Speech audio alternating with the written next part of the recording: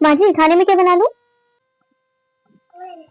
जो मन करे बना लो बेटा। वैसे भी तुम कौन सा ज्यादा अच्छा बना लेती हो। खाना तो हमारी बिटिया बनाया करती थी बहुत अच्छा।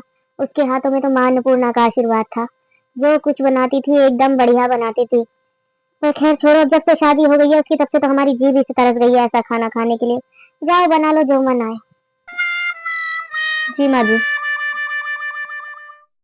बहू बेटा, बहू बेटा। जी माँ जी बोलिए। बेटा वो हमारे बहन के लड़के की शादी है, तुम्हें पता ही है।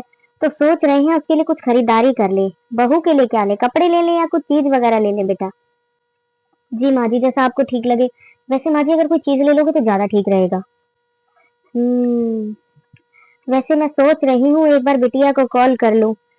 उसकी राय अच्छी रहती है हमेशा। सही बात बताऊं बेटा, उसके होते ना कभी हमें ये सब चीजें करने की जरूरत ही नहीं पड़ी।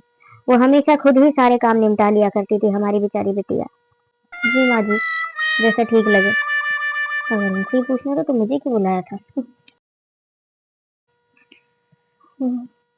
माँ जी आपके लिए चाय, चाय पी लो आप, आज ठंड बहुत ज्यादा है। हाँ बेटा।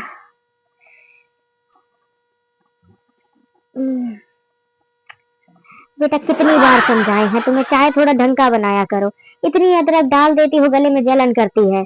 बेटा आपके हमारी बिटिया आए ना तो उससे थोड़ा कुछ सीख लेना खाने पीने का ढंग। और सुनो थोड़ा ये कपड़े लत्तों का भी ढंग सीख लेना। पता नहीं क्या पहने मंडराती रहती हो पूरे घर में। जी माँ जी क्यों नहीं।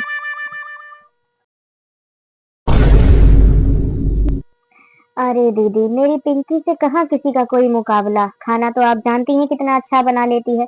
उल्टा सिलाई कढ़ाई बुनाई इन सब में भी सबसे आगे है मेरी बिटिया। उसका मुकाबला तो कोई कर ही नहीं सकता कभी। उनका ना धीरे धीरे कुछ ज्यादा ही होता जा रहा है। सारा दिन काम मैं करूँ और तारीफें करते रहते हैं दीदी के रिश्तेदारों से। कुछ तो करना पड़ेगा ये बेटी पुराण का। माँ जी। अच्छा दीदी करते हैं बात। हाँ बिटिया क्या हुआ बोलो। माँ जी वो कुछ दिन के लिए ना मैं अपने मायके जा रही हूँ। अचानक क्या हुआ बिटिया, सब ठीक तो है ना तुम्हारे घर में। माँ जी वो क्या है ना, ना तो मैं ढंग के कपड़े पहनती हूँ, ना चाय मैं आपको अच्छी बना के दे पाती हूँ, ना ही मेरे हाथों में माँ अन्नपूर्णा का आशीर्वाद है। मैं खाना भी ढंग से नहीं बना पा रही हूँ माँ जी। तो मैं सोच रही थी मैं कुछ दिन के लिए ना अपने घर चली जाती हूँ और आप दीदी को बुला लेना। क्या? अरे क्या क्या माँ जी, आपको पता है आपको कितने दिन से दीदी की याद आ रही है। हर छोटी छोटी बातों पे दीदी को याद करते रहते हो माँ जी। इसीलिए मैं बोल रही थी, मैं तो आपको किसी चीज में सलाह भी नहीं दे पाती हूँ। कम से कम दीदी आ जाएंगे तो आप उनके हाथ का बना खाना भी खा लोगे, इसलिए आपका मन भी लग जाएगा और आपको दीदी की इतनी जो याद आ रही है आपका मन भी थोड़ा बहल जाएगा। इसीलिए बोल रही हूँ। अच्छा ठीक है माँ जी मैं चलती हूँ, मैं इनको फोन करके बता भी दूँ कि मुझे घर जाना है, ये मुझे छोड़ देंगे। ठीक है माँ जी।